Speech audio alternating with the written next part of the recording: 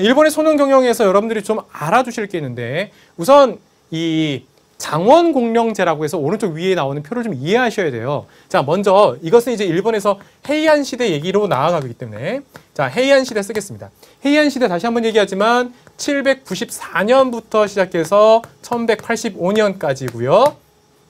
여러분들이 혹시 몰라서 수특 200페이지에 보면 연표 나옵니다. 연표를 여러분들이 참조하셨으면 좋겠다. 자, 보시면 되겠고 이 헤이안 시대인데 헤이안 시대 때까지 여전히 천황이 있어요. 그러니까 막부, 무사의 우두머리, 우리가 보통 정의대장군에서 세이다이 쇼군 이렇게 나오는 건 이제 가마쿠라 막부고 헤이안까지 여전히 일본의 정부가 있어요. 근데 이제 일본에 보통 이제 조정이라고 하는데 그 천황이 있겠죠. 일본에서. 그래서 원래 일본에 여기 보다시피 천황 조정의 땅이 있는 거야. 그런데 헤이안 시대 말기 되면 이 천황 중심의 중앙집권 체제 그리고 지방까지 이 중앙집권 체제가 흔들거리기 시작하는 거예요. 그래서 일부의 귀족과 사원들이 사적인 땅, 사유지를 갖고 있게 되는 거예요. 그걸 뭐라 그러느냐? 장원이라고 하는 거예요.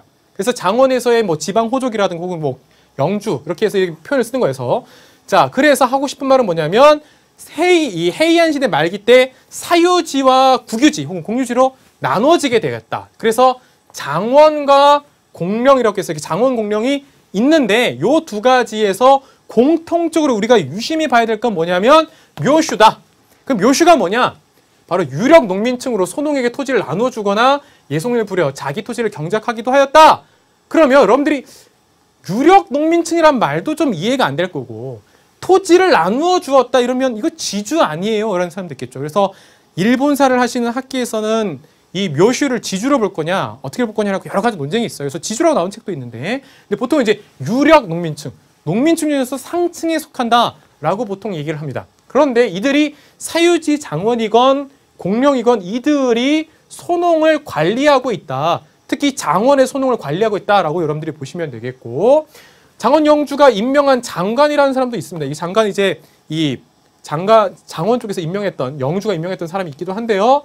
그리고 또 하나 용어 중에서 연공, 조세를 연공이라고 합니다. 그러니까 세금을 연공으로 한다라고 알아두시면 되겠고요. 그 다음에 원래 이제 국가에서는 원래는 이런 장원이라는 사유지가 있으면 안 되죠. 원래 어떻게 돼요? 천황의 중앙집권체제로서 이권팔성이 있고 지방은 국군리 기억납니까? 국군리?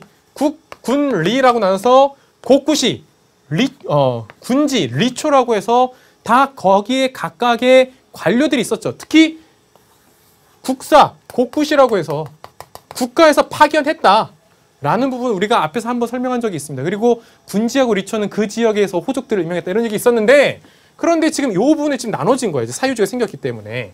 그래서 여기서도 묘슈가 여전히 이 소농들을 통해서 농사를 짓게 하고 조세를 걷어들이는 방식이었다. 그래서 묘슈가 우리 눈엔 띄어야 되겠다. 묘슈라는 말을 여러분들이 암기해야 되겠다 이런 상황입니다.